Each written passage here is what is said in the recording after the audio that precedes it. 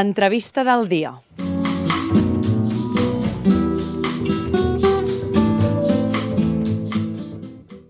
Bé, tal com ha anat evolucionant els temps i els anys, on els drets humans han estat i estan, diria jo, amb una crisi profunda, hem volgut convidar avui el director de l'ANUE, que és l'Associació per les Nacions Unides a Espanya, el senyor Xavier Guerrero. Hola, Xavi, bona nit. Bona nit, gràcies, Abel, per convidar-me. Gràcies a tu per estar aquí amb nosaltres.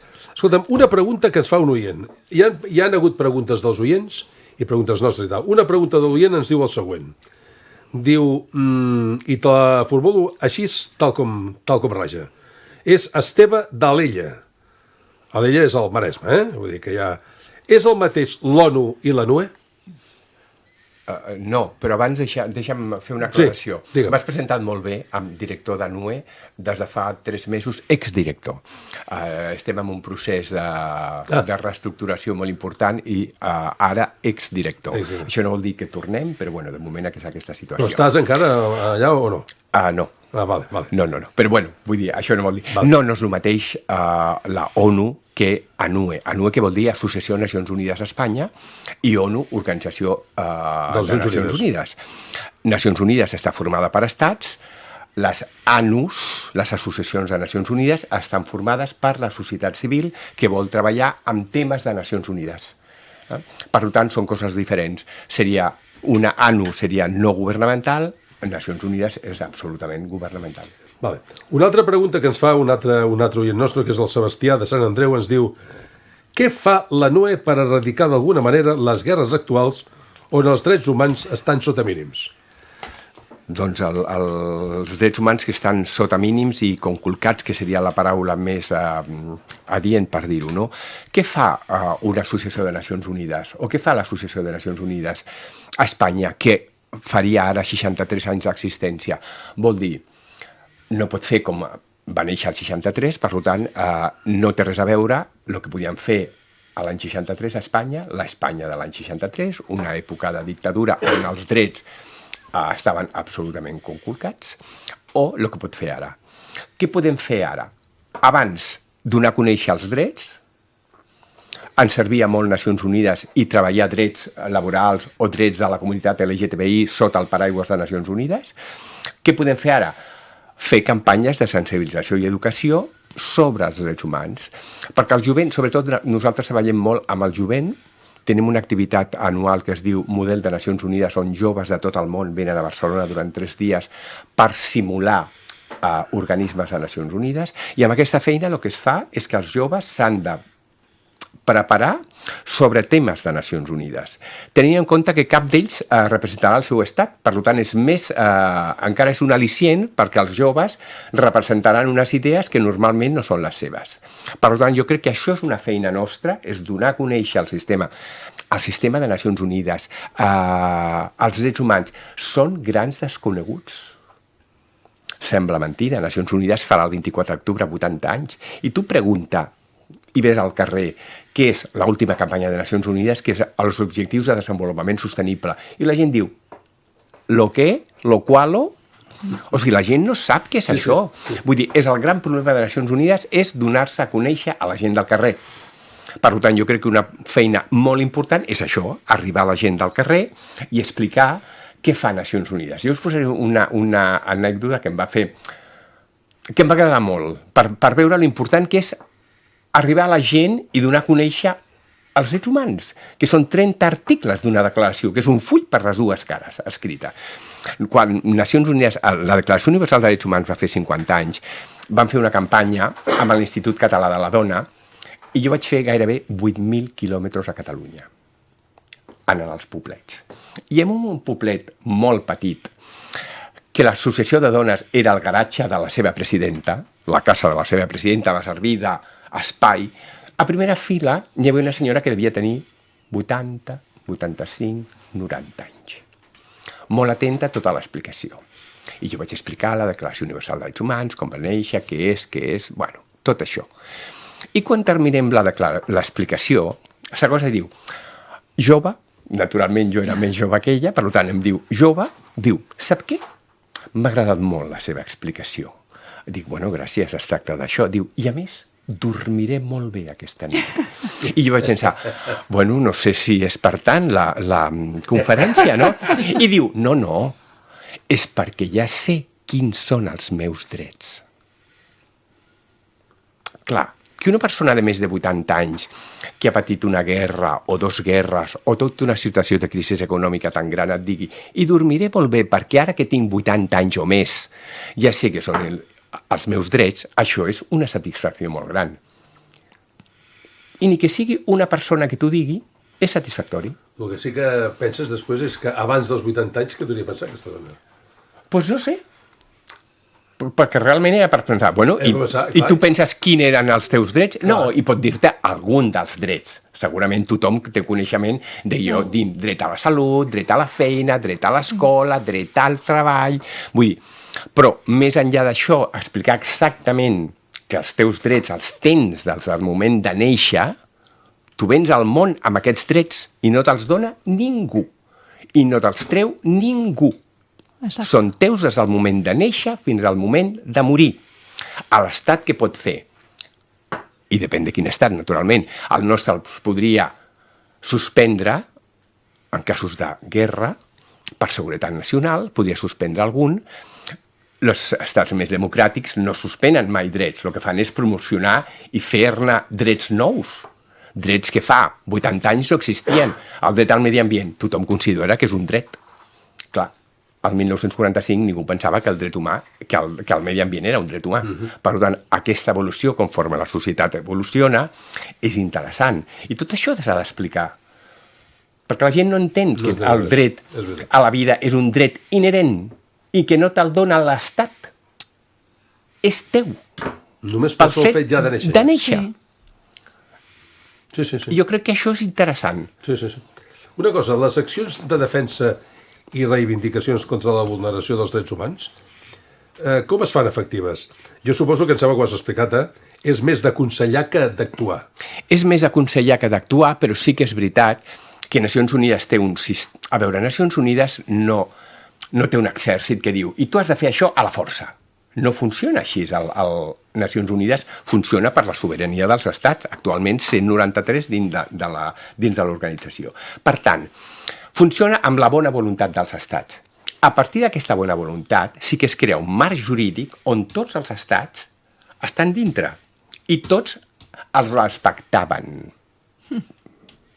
Aquest marc jurídic que té uns tractats i els tractats... Es respectaven. Ho dius en futur, no? Sí, perquè... No, ho dic en passat. Perdona. Per dir què passa en el futur. Perquè aquest marc jurídic, vull dir, que són una sèrie de tractats, no sé, els drets a la dona, els drets a l'infant, els drets als discapacitats, els drets als migrants, tots tenen un organisme de control sobre els estats. És a dir, l'estat que el signa i el ratifica està obligat a complir amb aquest tractat. I molts d'ells formen part, com el cas d'Espanya, de la nostra Constitució, i això és llei suprema per nosaltres. Per tant, sí que hi ha una manera de complir amb allò que tu estàs o has dit que has de fer. Què passa? Que des de fa poc els estats surten d'aquest marc jurídic, alguns estats, i han vist que no passa res. I aquest és el perill. Sortir del marc jurídic de Nacions Unides i de defensa dels drets humans i que no passi res. I on ho veiem això, clarament? Doncs a Rússia-Ucraïna i a Israel-Palestina. No està passant res. I han sortit del marc jurídic. Per tant, aquest és el problema, de tornar a donar credibilitat a l'organisme multilateral, perquè no n'hi ha un altre organisme multilateral al món. És l'únic organisme multilateral que aplega els 193 estats de tot el món. Per cert, quan tu dius i no passa res, si realment no haguessin sortit d'aquest marc jurídic, què hagués tingut que passar amb totes aquestes dues guerres que tu has comentat? Doncs el marc jurídic està establert que en el cas, per exemple, que el marc jurídic estigui establert no vol dir que les coses siguin fàcils de fer, però hem de treballar perquè les coses siguin més fàcils, no? El marc jurídic, en el cas d'Israel i Palestina, ja està establert des de l'any 40 i pico, o des de la declaració Balfour, em sembla que és el 22.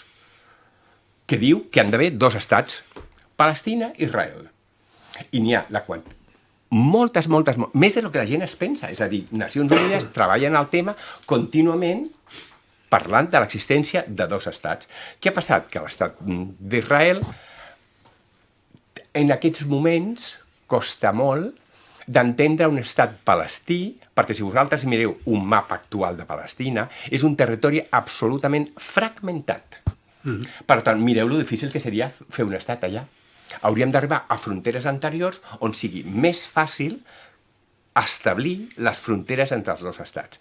Quan realment, quan a l'any 47 es crea l'estat d'Israel, es crea sobre un territori que no era Israel. Què territori era? Doncs un territori que anteriorment era Palestina. Era Palestina. Que anteriorment era un territori de l'imperi otomà. Per tant, a veure, aquí o ens posem a la mateixa taula a treballar tots o no farem res. Yo tengo una pregunta, Xavier. Gracias por asistir y me encanta también escucharte. A ver, la pregunta que te voy a hacer, o sea, por un lado, las guerras que estamos viviendo, cómo está la humanidad, es la propia guerra que tiene cada uno de nosotros, el individuo, que al final, bueno, pues estamos tan desconectados de nosotros que lo tenemos que trasladar fuera, ¿no? Y por otro, esta pregunta, y la uno con esto otro. O sea, por un lado es como que se intenta con las Naciones Unidas como unir y que haya una paz, que haya unos derechos, que se sigan manteniendo ciertas cosas y modificar lo que haya que modificar. Pero ¿no crees, aquí te voy a hacer una pregunta potente, de meternos en fregados, ¿no crees que interesa que el pueblo esté en guerra y fomentar ciertas cosas? Porque cuando estamos en guerra y separados somos menos fuertes, porque cuando el pueblo está unido y claro, exactamente, entonces cuando tú divides a todos los niveles, bueno, malo, esto sí, esto no, es como que, ¿qué opinas? Porque has estado dentro, entonces tú tienes mucha más mirada crítica a como la pueda tener yo. Ay. La pregunta es difícil, pero yo creo que no es la voluntad. No es la voluntad de que estemos separados. Vale. Porque no es cierto que cuando estamos separados vayamos mejor. Es falso. Por eso. Cuando estamos unidos es cuando vamos mejor. Con lo cual, ¿qué pasa en las guerras? En las guerras puntuales. O sea, el hecho de tener a la Organización de Naciones Unidas, que uno de los objetivos por los cuales se crea en el 45 es evitar una tercera guerra mundial, ese objetivo tan grande se consigue. No tenemos tercera guerra mundial de momento. Toca madera. Sí que tenemos conflictos regionales. Y eso no es una guerra, una tercera, no podría ser como la nueva guerra. Es, bueno, no, si lo miramos, mira, por ejemplo, mirarlo en el caso Rusia-Ucrania. Sí. Todo el mundo dice, todo el mundo, empezando por mi padre, oye, pero es que Naciones Unidas no va a hacer nada. Digo, es que no puede. Es que Naciones Unidas se basa en la soberanía de los estados, con lo cual, si vamos a intervenir en ese conflicto directamente, va a ser una tercera guerra mundial. ¿Qué estamos haciendo en ese conflicto? Ayudar a Ucrania de todas las maneras posibles. Porque todo el mundo está a favor de Ucrania, quiero decir. Sí, entendido. Que puede haber unos problemas que no quiero decirte que todo es blanco y todo es negro, ¿eh? En el conflicto hay matices, pero a nivel general, eso, o sea, por debajo hay una ayuda a Ucrania inmensa, sin ser una ayuda directa de envío mis soldados, porque eso va a ser una tercera guerra mundial. Y lo que no se quiere es eso. Vamos a tardar más en conseguir la paz. Sí. La paz. Xavier. La paz en ese conflicto. Claro. O la paz en otro conflicto. En el otro conflicto que es muy espinoso, ¿le interesa a una de las partes, que todo el mundo sabe cuál es, que se acabe el conflicto? Pues no lo sé. Y no vamos a decir que ese conflicto surge por culpa de un grupo terrorista, porque jamás es un grupo terrorista. Con lo cual, lo que hizo, que dio pie al paso, al inicio de ese conflicto, está muy mal hecho. Y eso es criticable absolutamente. Pero a partir de ahí, la otra parte no es un grupo terrorista, la otra parte es un Estado. Sí. Ok, gracias. Jo sóc professora d'ODS i vull preguntar-te, de l'Agenda 2030, en el 30 no es complirà. No. Ni somiar-ho. No. Però s'han marcat algunes que sí es compliran? De totes les que hi ha? Sí, jo crec que sí. L'Agenda 2030, que és els Objectius de Desenvolupament Sostenibles, que venien dels objectius del mil·lenni, del 2000, o sigui, perquè la gent sàpiga que 2015 a 2030 no és una cosa que sorgeix a Nacions Unides perquè diu, ai, vamos a hacer l'Agenda 2030. No, anem a fer l'Agenda 2030 perquè del 2000 al 2015 ja portàvem uns objectius que no van tenir molt d'èxit perquè els països desenvolupats van veure que no anaven amb ells, que ells ja tenien superat aquests objectius. Per tant, Nacions Unides crea més objectius perquè de 9 van passar a 18 o a 17, amb objectius que tots els estats tenen problemes amb aquests objectius. No hi ha ningú que no tingui problemes en un dels objectius. Els que són rics tenen problemes amb bosses de pobresa dins de la seva societat. Per tant, no poden dir, no, és que jo no tinc pobresa a la meva societat. Baixem el raval. I els països rics i els països nòrdics que representen, que són els que tenen una qualitat de vida la millor del món, on estan els índexs de suïcidi més grans del món? Doncs als països nòrdics. I els nivells d'alcoholisme més grans de tota la societat europea, doncs allà dalt. Per tant, també la societat té mancances, malgrat ser on l'estat del benestar està més ben situat. Doncs alguna cosa falla. Per tant, tots tenim coses a variar i a millorar. Per tant, aquests objectius, sí que és veritat que temes d'ensenyament sí que s'està aconseguint, sobretot en zones de l'Àfrica subsahariana, zones de l'Àsia, zones d'Amèrica del Sud, erradicació de la fam també, però en canvi n'hi ha altres que sobretot després de la pandèmia no s'aconseguiran, perquè la pandèmia ha fet que això vagi cap enrere. Quin posaries tu, si n'haguessis de posar un altre? Hi hauria el prou de fam. Perquè quan tu erradiques la fam, la resta d'objectius venen donats. És a dir, està demostrat, quan, per exemple, les mares que són països de l'Àfrica subsahariana, les mares que no tenen fam i que estan educades, els seus fills viuen més, sobreviuen més. Per què? Perquè elles tenen un coneixement mínim sobre les cures d'un nadó. Això que nosaltres des d'aquí no veiem per què n'hi havia tants problemes i per què les mares tenien tants fills, era per això, perquè entre els 0 i 5 anys la possibilitat de morir d'un nen o d'una nena és molt gran. Però és tan gran a l'Àfrica com a Barcelona. Què passa? Que tu a Barcelona tens els mitjans mèdics perquè el teu fill, si passa un encostipat, no es mori. Però l'encostipat el passarà igual aquí com a l'Àfrica subsahariana. Però aquí no es morirà. A l'Àfrica subsahariana sí. I perquè tu puguis tenir fills que arribin a conrear la teva granja, has de tenir molts, perquè com que no arribaran a partir dels 5 anys es moriran molts, o abans de complir 5 anys, i això nosaltres quan ho vam veure, quan vam tenir una onada d'immigració molt gran, veien als hospitals que les mares de l'Àfrica subsahariana, quan anaven al metge i li preguntaven, com es diu el nen? I deien, no té nom. I els metges pensaven, que no té nom? Però si potser té 2 anys, té 3 anys. Diu, clar, fins als 5 anys no li posem un nom, perquè és quan ja viurà per sempre. Clar, i això nosaltres no tenim aquesta consciència. Per tant, jo crec que el nivell de fam és la base. És la base. Una altra pregunta Sí. respecte al conflicte d'Ucraïna i el d'Israel. Jo penso d'aquesta manera, a veure, el conflicte d'Ucraïna i de Rússia és un conflicte, podríem dir, econòmic. Tu m'ho matitzes, Sí, econòmic i de frontera, econòmic. En canvi, l'altre és territorial. L'econòmic és més fàcil d'arreglar, perquè ja ho sabem, o amb material o amb diners es podria arreglar el d'Ucraïna, el territorial no. Com ho dius, sí, això? podem simplificar. És a dir, Palestina-Israel és territorial? Sí, per mi ho veig així. Sí, perquè realment, no, tens raó, perquè parlant amb nivell molt senzill, Palestina, què té? Què té de riquesa?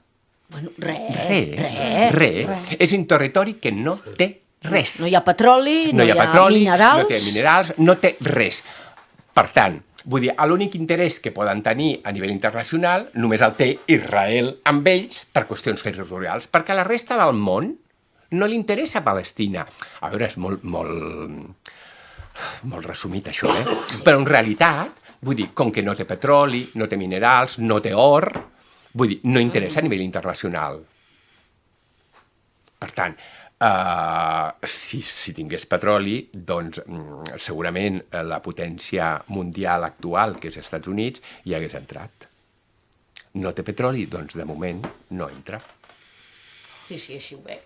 Ja. Correcte. Xavi, tornem una altra vegada en el principi, a la Constitució de la NUE, a l'any 1962, en plena dictadura, i per un grup de personalitats de la cultura barcelonesa. Com s'agrupen aquesta gent? Doncs això és molt, molt curiós, perquè quan expliques com es crea la NUE al 1963 i dius que el seu president va ser el doctor Puigvert, l'uròleg, l'uròleg, l'eminent uròleg a nivell internacional, uròleg a nivell internacional, però també un amant del tema Nacions Unides. Per tant, com n'hi havia la possibilitat de crear aquestes associacions de societat civil al voltant de temes de Nacions Unides, el crea l'Associació de Nacions Unides a Espanya. Amb seu a Barcelona, perquè el doctor Puigvert és de Barcelona, o era de Barcelona. O sigui, no és una raó... no té una altra explicació. És a dir, la crea un senyor català que viu a Barcelona, d'àmbit estatal, perquè només n'hi ha una associació de Nacions Unides per estat reconeguda per una federació mundial. N'hi ha com unes 100 associacions a tot el món i nosaltres som a l'espanyola.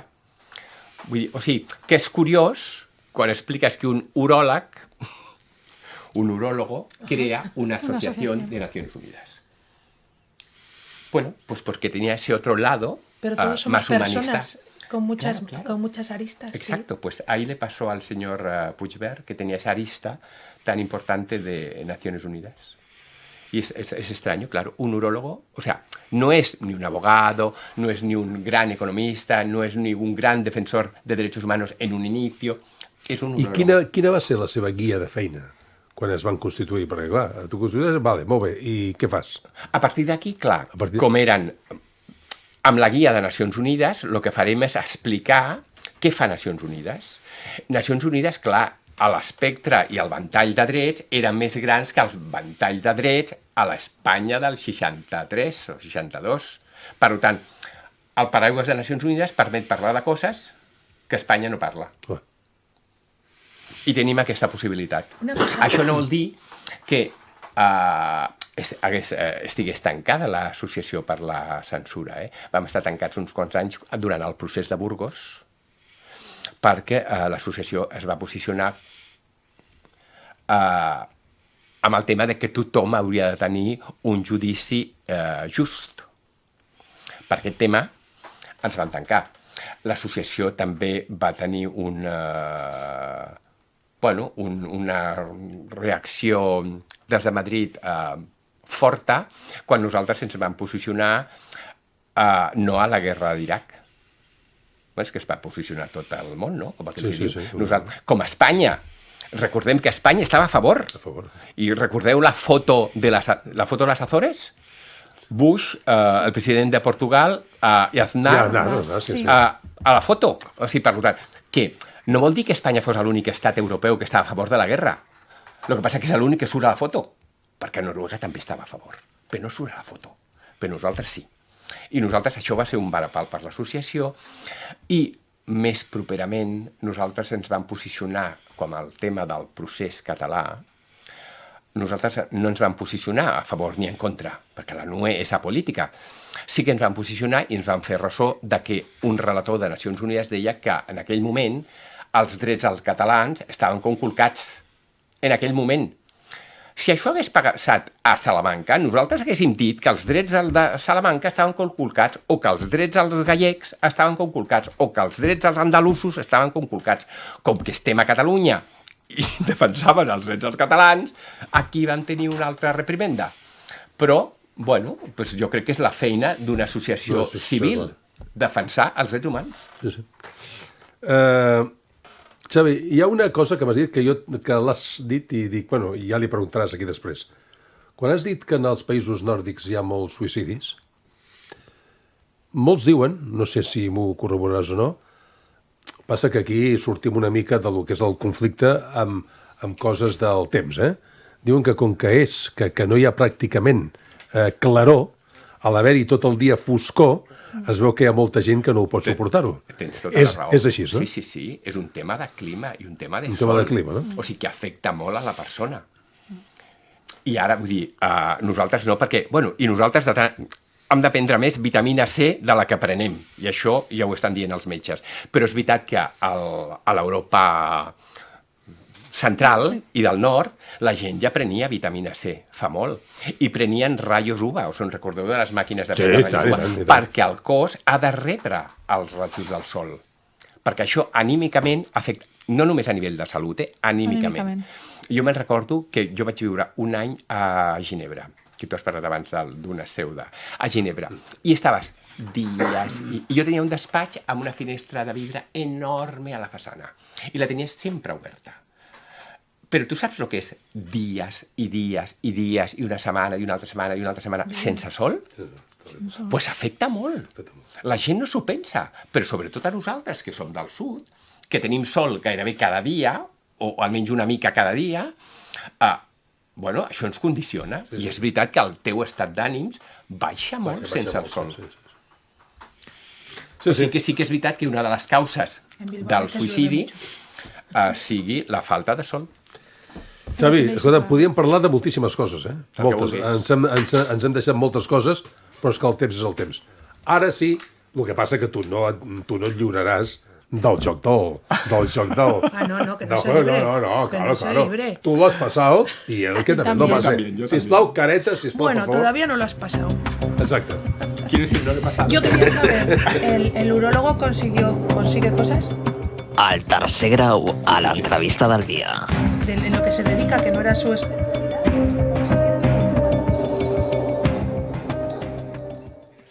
Bé, no fa falta explicar-li al Xavi quines són les regles perquè ja les has escoltat abans. Per tant, tu ja saps de com va. Les preguntes, evidentment, no són les mateixes. Clar. Evidentment. Estàs preparat, Xavi? Preparat. Vinga, va. Primera pregunta. Què prefereixes, poder volar o poder llegir la ment? Doncs mira, poder volar. Em sembla una cosa tan fascinant, Sí, és fascinant. volar. Jo, a vegades, fa molt que no somio que puc volar, Però jo que he somiat que puc volar, és una sensació de llibertat absoluta. O sigui, volar com si fossis un ocell, Vull dir, amb les mans, vull dir, aquesta sensació de moviment, a mi em sembla que això... I a les altures, mira tot allò. Sí, això em sembla que seria ja lo màxim. Està bé. A veure què diu el nostre tècnic, a veure... Li agrada. Està d'acord. Escolta'm, què prefereixes, Xavi? Ser molt bo en una cosa que detestes o ser molt dolent en una cosa que estimes? No. La primera, ser molt bo amb una cosa que detesto. Ser molt bo en una cosa que Ser dolent amb una cosa que estimo no ho faria mai. Per tant, jo que sóc molt disciplinat, ser bo amb una cosa que detesto. Sí.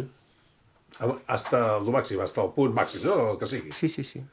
Ser bo amb la cosa que detestes. A veure si el nostre... Què diu el nostre tècnic, aviam? Sí, també està d'acord, tu. Mira, perfecte. Portem 2. A veure, tercera.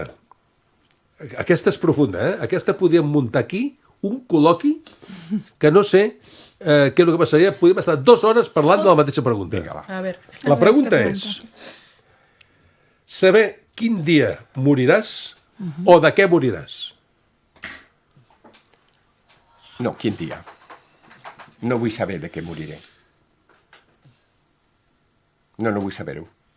Pot ser que et diguin que tu moriràs d'això, però no saps quan moriràs, potser moriràs. No, és igual. No vull saber de què moriré. Exacte, prefereixo saber el dia. Hòstia, és una idea. No, és que... No és una pressió brutal? No. Quan tu has tingut una vida feliç, plena, morir-te demà, Hòstia, jo estaria satisfet de la vida que he tu portat saps que avui fins és ara. 2 de febrer i el dia 3 és quan mores i tal. Hòstia, No, es una trasciendes. Clar, Bueno. o sigui, si tu has estat content amb tu i la feina que has fet a la teva vida, Sí. tu has estat preparat per morir en qualsevol moment. Sí.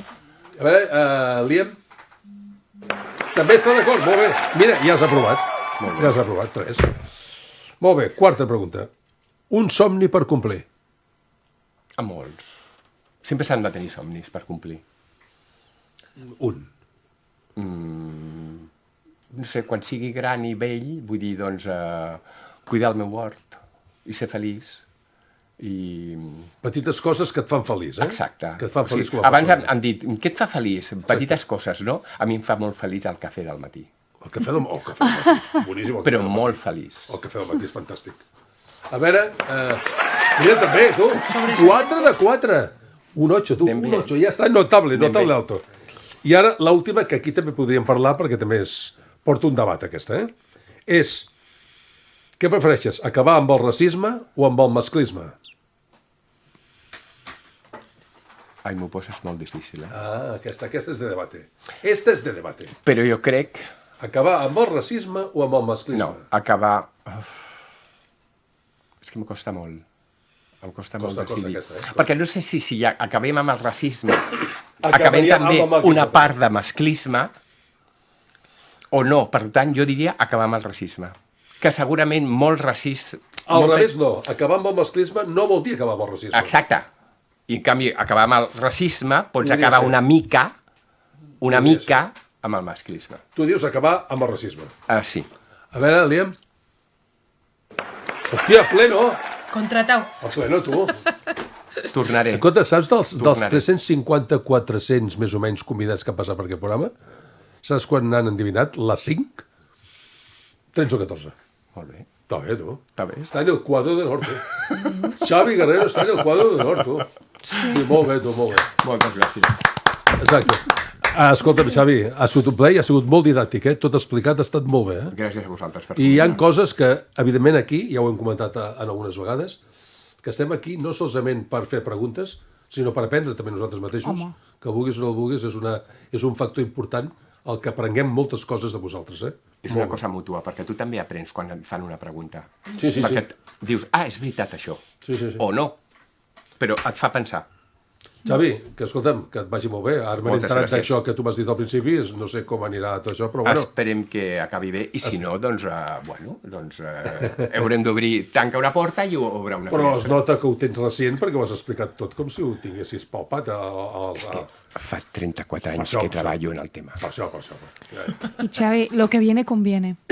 Recuerda Claro. siempre, lo que viene Y conviene. como diría una compañera mía, todo viene por algo, o todo Siempre, pasa por algo. Siempre. Molt bé, Xavi, nosaltres continuem.